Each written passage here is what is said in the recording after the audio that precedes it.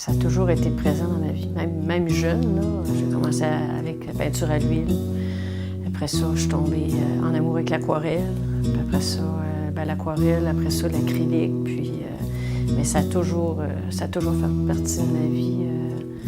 Je suis manuelle, fait que autant dans la couture que j'associais souvent les deux. T'es un artiste, rien qu'un artiste. Les pieds bien ancrés dans la terre et les yeux tournés vers la mer. T'es un artiste, t'es un artiste, idéaliste. Mais j'ai pas mal toujours peint. C'est sûr que j'ai eu 2 enfants, fait que ça a été... quand tu travailles en plus dans un autre domaine, puis que tu as des enfants, bien, c'était vraiment à temps partiel. Mais j'ai toujours gardé mon pinceau pas tellement loin. Donc, les arts très présents, les arts Ouais. visuels surtout. Ouais. Mais comme plusieurs artistes que j'ai interviewés quand même, c'est pas les arts qui ont été l'élément déterminant de votre vie professionnelle auparavant. Non. Vous étiez dans le domaine de la santé. C'est ça, moi, j'étais infirmier. infirmière, oui, c'est ça. C'est ça. J'ai été infirmière pendant presque 18 ans. Je travaillais à l'Hôtel-Dieu de Québec. Puis, par un malheur, là, je me suis blessée en forçant après une patiente. Fait que j'ai été obligée de comme réorienter un peu ma vie, là. Mais comme les arts faisaient beaucoup partie, même à cette époque-là, là, de moi, de mes intérêts, bien, j'ai comme eu la chance de bifurquer là-dedans là, pour m'épanouir, finalement. Là. Vous disiez que les arts étaient présents, ça a 17 ans déjà, l'appel de la peinture, mais plus jeune, est-ce que dans votre famille, est-ce que on pratiquait une forme d'art quelconque? Disons que c'est plus, peut-être du côté de mon père, là, j'ai deux cousins qui vivent de leurs arts, là. Je veux dire, qui sont vraiment, oui, Pierre Bédard et Gilles Bédard, là, sont assez connus, plus à Baie-Saint-Paul, à Malbaie, tout ça. Puis... Dans la peinture, les deux? Dans la peinture, les deux, oui, c'est ça. Puis du côté de ma mère aussi, là, j'ai des cousins qui ont jamais... Ils griffonnent beaucoup, là, je sais qu'ils sont bons en dessin et tout ça, là, mais... c'est ça. J'avais une grand-maman aussi qui était... Ben, elle, c'était plus au niveau de la couture, mais elle était beaucoup active, là, je veux dire, les tricots, la couture, toutes ces choses-là. J'ai remarqué déjà dans ce que vous m'avez fait regarder rapidement que, justement, peut-être l'influence de votre grand-mère joue encore, parce que vous êtes une habile couturière, ce qui m'a semblé, puis... Oui, ben, j'aime créer, fait que j'aime ça...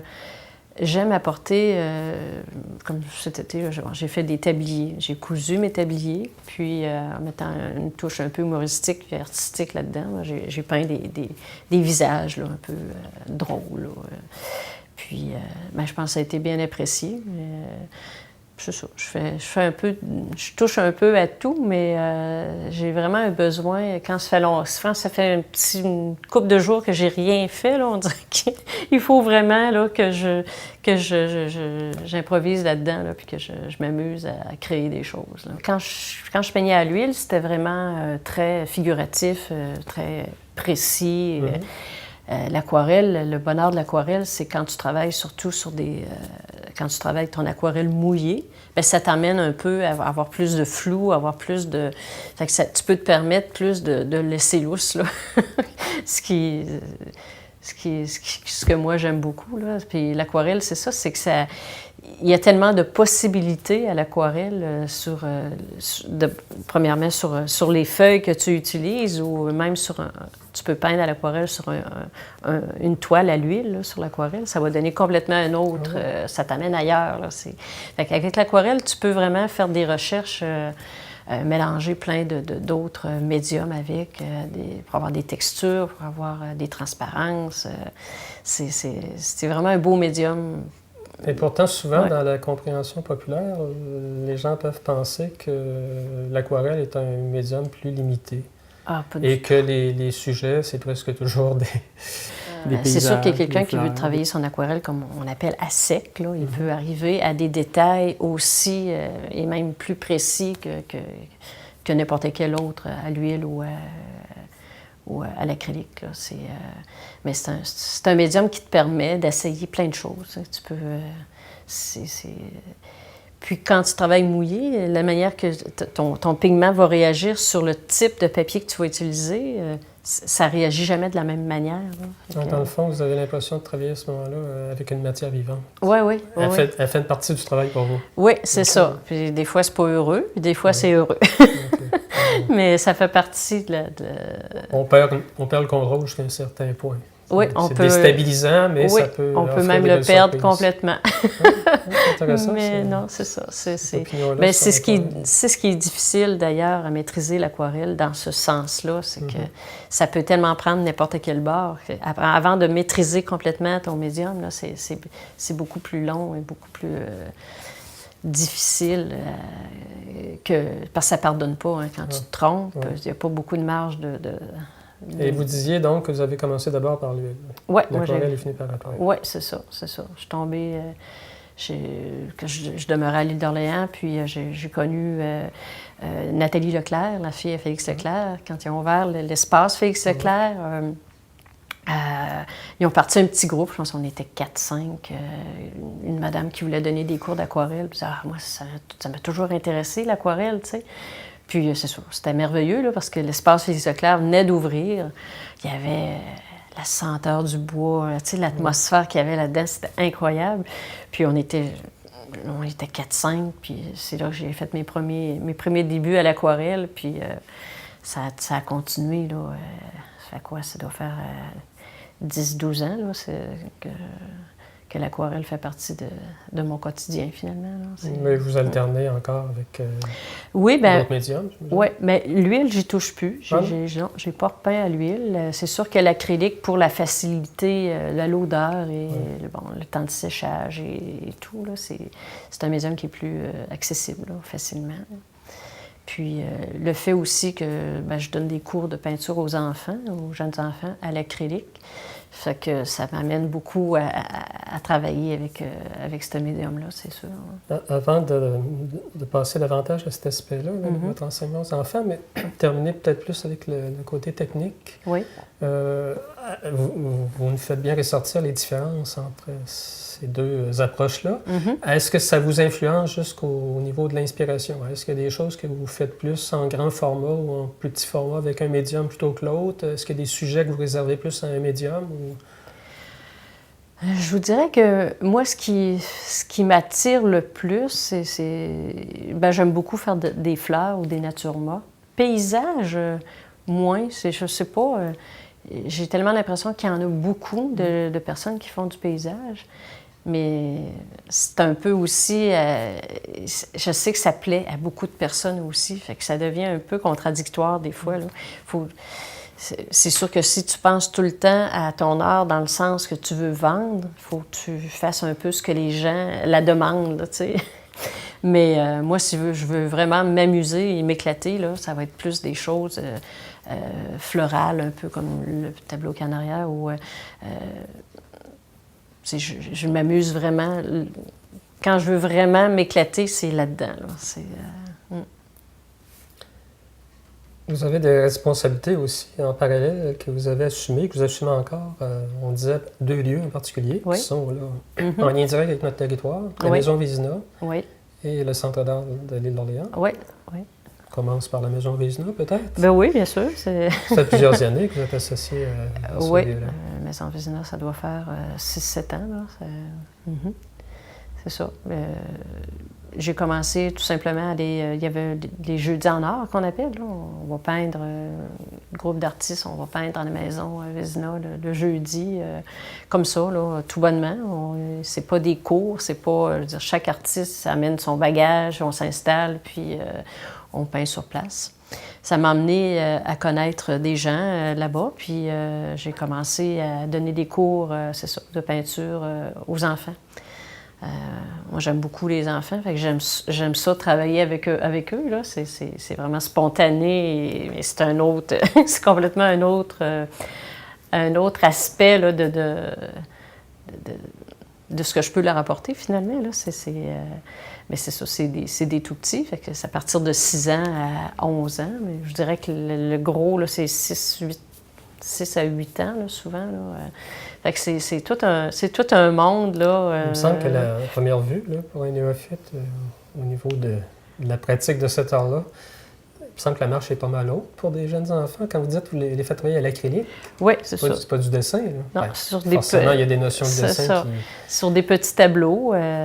Puis j'ai beaucoup de... Je les laisse, moi, vraiment choisir leur sujet.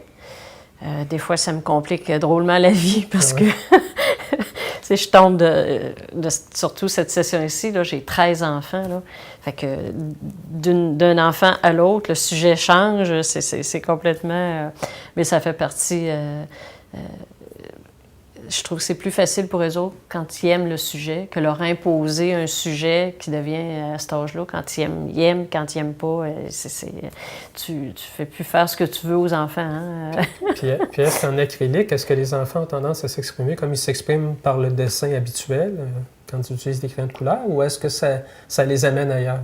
Bien, c'est sûr que crayon de couleur, c'est plus facile à maîtriser. La peinture, et c'est là qu'ils se rendent compte que c'est pas facile. Hein? Mais c'est sûr que si j'ai un tout petit de 5 ans ou de 6 ans, puis j'en ai une de 9 ans, bien, les exigences sont pas les mêmes. Et les sujets, des fois, il m'arrive à choisir un sujet, comme en fin de semaine, là, j'avais une petite, là, elle avait amené une photo de chez elle. Là, bon, c'était... Mais moi, je savais que ce serait très difficile pour elle. J'ai dit, ça sera pas facile, là, mais bon, elle voulait l'essayer, parce que c'est correct, là, on va l'essayer, mais des fois, c'est là qu'ils réalisent que c'est pas quelque chose de facile, mais ils s'amusent, puis c'est ça qui est important. Là, est-ce qu'ils peuvent avoir le réflexe d'utiliser le pinceau comme un crayon, c'est-à-dire de faire des contours plutôt que d'y aller par des surfaces? Bien, c'est là qu'il faut vraiment amener, moi, je leur répète toujours, c'est toujours finalement la même chose, là, les petits détails, on les fait à la fin. C'est sûr qu'un enfant, s'il a une forme, un personnage, il va vouloir faire les yeux en premier. C'est comme ça, là, tu sais. Puis, mais l'avantage à l'acrylique, c'est qu'on peut corriger facilement, puis on peut revenir, puis... fait que ça leur permet vraiment, tu sais, c'est pas des graves erreurs là, de le faire, là, sauf que des fois, c'est plus long, puis c'est sûr qu'un enfant, il a hâte de finir avant d'avoir commencé. Lui, il voit déjà dans sa tête probablement son petit tableau, là, puis qu'il a hâte de le montrer à papa puis maman, là, tu sais. Fait qu'il faut toujours que je les freine, là, va pas trop vite, va pas trop... tu sais, on prend notre temps, mais c'est tellement... c'est agréable de travailler avec moi. En tout cas, moi, j'aime ça, travailler avec les enfants. Là. Donc, votre profession première vous a pas totalement quitté, là. Ah, ben non, je pense que... C'est pas des soins infirmiers, on s'entend, là. C'est des enfants qui sont tout à fait normaux au plan physique, là. Oui, c'est ça. Mais je pense que c'est difficile l'attachement, l'encadrement, le temps que vous devez leur consacrer, quelque part, ça a quand même un lien avec ce que vous faisiez. Oui. Je pense que ça... C'est quoi que les enfants aiment le plus peindre? Est-ce que ça varie selon les âges? Est-ce que les tout petits, eux autres, c'est la maison où ils sont nés, ou c'est leurs parents, c'est leurs drôle, chiens? Hein? C'est beaucoup les animaux, je dirais. Beaucoup les animaux. Paysages, pas du tout. On dirait que c'est pas quelque chose qui les attire, mais pas du tout. C'est sûr, petits garçons, petites filles, à cet âge-là, c'est très influençable, là, je veux dire. Il y a déjà des différences? Ah oui. Petites filles, ils vont faire des petites ballerines, puis même les couleurs, hein, même dans les couleurs, là. Tu sais, petits gars, on va avoir beaucoup de noir, puis de rouge, puis tu sais, c'est vraiment... C'est vraiment caractéristique, là. Ça en est drôle, des fois, là. Est-ce que vous sentez les influences extérieures? Ce que je veux dire, là, bon, on sait que, surtout depuis que la télévision est née, puis là, maintenant, avec les portables qui sont à portée, les tout jeunes, oui. Est-ce que les personnages, par exemple, c'est souvent... bien sûr. Et moi, ils m'amènent...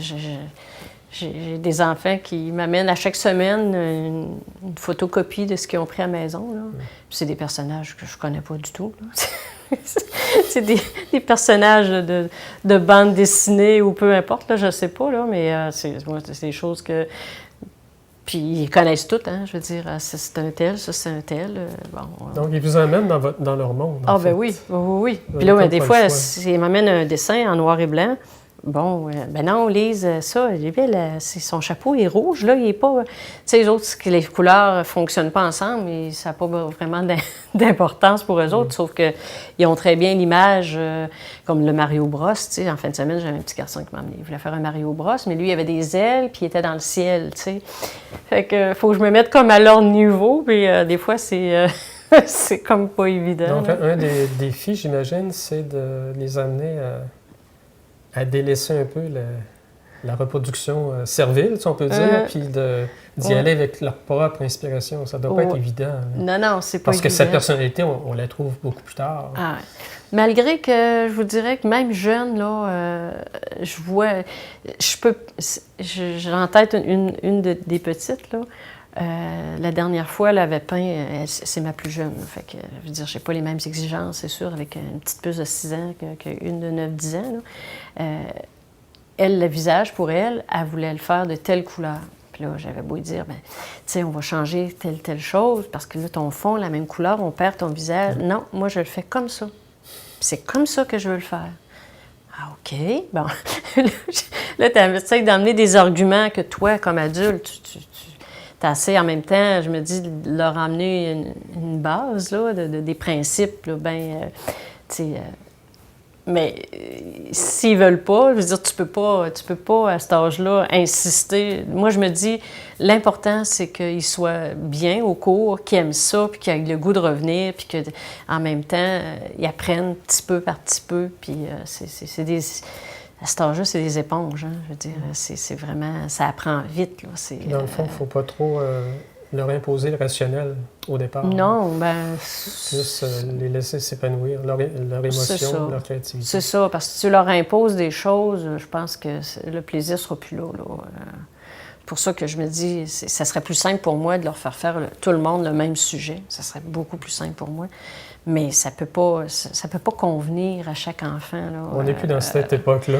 Exactement, exactement. Dans le domaine de l'éducation générale. C'est ça. Non, il faut que ce soit un plaisir. Il faut que ce soit vraiment que ça reste un plaisir de venir au cours. Puis je pense que les enfants l'apprécient, je pense, comme ça. Et allons du côté de l'île d'Orléans. Vous poursuivez toujours votre collaboration étroite? Ah, bien sûr, oui. Ça fait déjà 5 ans. Ouais, je suis une des premières avec Chantal Chenevert, c'est la propriétaire de la bâtisse. C'est ça, Chantal, à l'époque, le centre d'art, qui ne s'appelait pas comme ça à l'époque, là, mais ça s'appelait le Clos de l'Insolite. Elle travaillait avec sa mère. Puis, c'est ça, à un moment donné, sa mère, à cause des raisons de santé, elle a arrêté. Puis Chantal a gardé ça pendant, je pense, 2 ou 3 ans, maintenu ça seule, là. Puis, c'est ça, moi, à l'époque, je demeurais à Lille, puis j'étais dans l'organisme Bleu avec Chantal. Puis là, elle m'approchait, elle m'a dit, bon, c'est-tu quelque chose qui pourrait t'intéresser? Ben oui, certain. Bon. Fait que là, on a regardé comment on pourrait... de quelle manière on allait faire fonctionner cette grosse bâtisse-là. Parce qu'il s'agissait, si je ne me trompe pas, de réouvrir, de relancer, ni plus ni moins. C'est ça. Parce que c'est vieux, le centre d'art comme tel. Ah oui, oui, ça moi, date... Je l'ai déjà fréquenté dans les années 70, peut-être même 60. Oui, je pense que... Ça tenait lieu même de boîte à chansons au départ. C'est ça, oui, tous les grands, là, Félix Leclerc et compagnie ont passé là. Puis ça a toujours été comme un lieu qui au départ, c'est une grange, là, c'est sûr. Ça a toujours été un lieu artistique, là, peu importe. Là, il y a déjà eu des pièces de théâtre là aussi, une boîte à chansons, une pièce de théâtre. Oui, c'est ça. Puis c'est ça, la mère à Chantal, à l'époque, elle faisait beaucoup des mots sur cuivre, fait qu'elle vendait ces choses-là. Puis nous, finalement, on a ouvert ça comme un organisme à but non lucratif. Fait que c'est notre 5e année. Cette année, on était 37 artistes de toutes les disciplines, autant en art visuel, en sculpture. Puis on ne parle pas d'étudiants, on parle vraiment d'artistes là, qui vivent ou pour lesquels l'art occupe une place importante. Là. C'est ça, à tous les niveaux finalement. Là, puis ça fonctionne très bien parce qu'on recrute à chaque année des nouveaux membres. Puis il faut vraiment que les artistes qui viennent exposer chez nous s'impliquent. Là. Il faut qu'on fait de la garde égale, là, chacun notre tour. Il y a toujours 2 artistes à la fois qui vous accueillent L'artiste n'est pas qu'un exposant de passage. Non, c'est ça. Non, c'est vraiment... Il y a une famille artistique là, comme telle. Oui, sinon, avec les coûts maintenant, là, c'est... Puis, en tout cas, on réalise que finalement, ça agrandit tout le temps, puis ça va très bien dans cette formule-là. Là, ça fonctionne. On parle bien d'artistes visuels, mais toutes les formes d'art visuel, j'imagine. Ah oui. De sculpture, peinture. On a sculpture, de la peinture, on a des émaux, du verre. Oui, on a des émaux, on a du verre. Cette année, on avait une madame qui peignait sur la soie. On avait un artisan qui faisait du savon. Okay. On a du tissage, on touche à beaucoup de disciplines. Même des choses qui sont plus construites au niveau de l'artisanat, si vous voulez. Oui, c'est ça. La manière que ça fonctionne un peu, notre centre, c'est que la grange a 2 étages. Okay. Puis en bas, c'est plus l'artisanat, parce que c'est plus des petites pièces, puis il faut garder ça proche de nous, à la vue. Puis tout le haut, c'est vraiment la galerie d'art avec les toiles, puis sculpture aussi. Ça fait que c'est intéressant, je pense. C'est grand, c'est aéré. Je veux dire, les gens qui viennent, c'est toujours ce qui nous... On est habitué maintenant, les petites galeries, hein, tout est tassé, mais nous, ça respire. L'avantage d'un lieu qui est en dehors des centres-villes, oui, comme vous dites, c'est serré, c'est tassé, c'est parce que, comme pour toute autre activité commerciale, si on peut dire, il y a une question de coût. C'est ça. Une galerie d'art en ville, c'est coûteux. C'est ça, le local on ne vend pas tous les 5 minutes, hein, on parle d'un produit très particulier. Oui, c'est ça, ouais. Le centre d'art, c'est un lieu où on expose, c'est un lieu où ils se donnent aussi des cours, comme à la Maison Officina? Non, pas vraiment. C'est peut-être, c'est dans nos objectifs, parce qu'on parle, là, dans le comité, là, on parle de vraiment... il y a une partie de la bâtisse qui n'est pas utilisée. Fait que là, on commence, dépendamment toujours de la rentabilité puis de l'argent qu'on va avoir, on aimerait là, développer ce côté-là. Qui est peut-être moins présent à l'île d'Orléans comme tel. Oui, mais aussi on a la contrainte, nous, qu'on est ouvert du mois de juin au mois de septembre, mi-septembre. C'est ce que j'allais vous demander. Donc c'est en saison d'accueil plus touristique. Oui, puis après ça tombe pas mal tranquille. Hein? Puis aussi le fait qu'on est dans une grange, que c'est pas chauffé, c'est pas isolé. Non, c'est ça. C'est que la période qu'on est là, c'est bien occupé. C'est parfait. Et vous êtes pas mal occupé, je comprends bien. Oui, faire la navette entre ces 2 endroits-là. Oui, en effet, c'est ça. Ouais. Votre production, vous la faites surtout chez vous? Oui, c'est ça. Un espace? Un petit atelier, c'est ça. Sur place, c'est sûr qu'on peut peindre sur place, mais la priorité, c'est sûr que quand arrivent des clients, il faut lâcher les pinceaux pour s'occuper, parce que c'est nous qui faisons l'accueil. Là. Fait que des fois, c'est plus... on est toujours arrêté, finalement. Mais c'est agréable aussi. Les gens, je pense que ce que les gens aiment aussi, c'est de voir... Parce qu'on est le seul lieu à l'île qui fonctionne de cette façon-là. On est le seul centre d'art, dans le sens que les artistes qui vous accueillent, ils travaillent sur place. C'est ça. Fait que les gens aiment beaucoup ça, voir l'artiste travailler. Donc, vous avez comme des plages horaires jusqu'à un certain point. Il y a toujours un certain nombre d'artistes qui sont là. Oui, on est toujours 2 à la fois. Puis, mais ça n'empêche pas d'artistes qui sont pas de garde cette journée-là, si vous voulez, de venir... C'est une notion de garde. Oui. Comme dans les soins infirmiers. Ah oui, je m'en sors pas. On en revient. et vous, quand vous êtes de retour de chez vous, c'est ça, l'essentiel de votre production, vous la faites quand même chez vous. Oui, c'est ça. Oui, parce que là-bas, comme je vous dis, c'est sûr que quand on va peindre ou travailler pour qu'on n'est pas responsable des lieux, bien là, ça nous donne plus de temps. Sinon, on a une obligation à je ne sais pas comment dire, là, mais comme je disais tantôt, quand on est de garde, bien, la priorité, c'est la clientèle qu'on reçoit et de bien les recevoir aussi. Je pense que ça fait partie de notre réputation là, du Centre d'art. Là. On a souvent des beaux compliments face à ça. Dans votre production comme telle, Lise, avez-vous l'impression que vous vous diversifiez, vous évoluez vers d'autres D'autres sources d'inspiration? Oui, bien, je pense que c'est toujours en mouvement, ça, dans ma tête. Là. J'aime ça essayer plein de choses.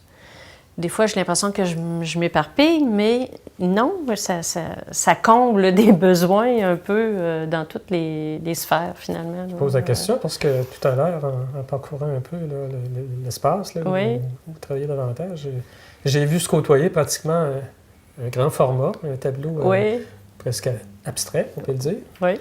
C'est des choses que vous n'avez pas tellement pratiquées jusqu'à maintenant, ce que j'ai compris. Non, puis pas très loin, sur une table, il y a des choses qui sont plus en lien avec ce que faisait votre grand-mère. Oui. Vous faites ça ressemble à des marionnettes, on va le voir, mais en fait, c'est des cache-pouces. C'est des petits cache-pouces. C'est spécialement pour les enfants qui sucent leurs pouces. C'est ça. Moi, j'ai eu une fille qui a sucé son pouce là, de la naissance et même sur mon échographie, je la voyais. Ça fait que c'est vraiment intense. Hein? C'est inné, là. Elle suçait son pouce, puis bon. Puis là, ben, c'est ça, j'ai rencontré une amie à moi qui est psychologue, puis elle, sa petite fille aussi suçait son pouce, puis elle cherchait des méthodes, finalement, puis ça y était demandé souvent aussi, comme professionnelle, là, quoi faire. Puis pour l'avoir, moi, expérimenté avec ma fille, c'est difficile, là, parce que c'est vraiment intense pour un enfant quand c'est... Fait que c'est ça, je me suis mis à travailler sur un petit produit, là, qui, finalement, c'est un petit gant qui recouvre le pouce puis qui vient s'attacher vraiment sur le côté. Quand l'enfant ne peut pas enlever facilement, sinon, parce que souvent c'est en dormant ou quand ils sont... c'est fascinant le travail qu'il y a dans ça, parce que je les ai vus de plus près. Là. Bon, il n'y en a pas deux qui ont l'air fait pareil. Tout est fait à la main. Puis, c'est ça. C'est un alliage de différents tissus.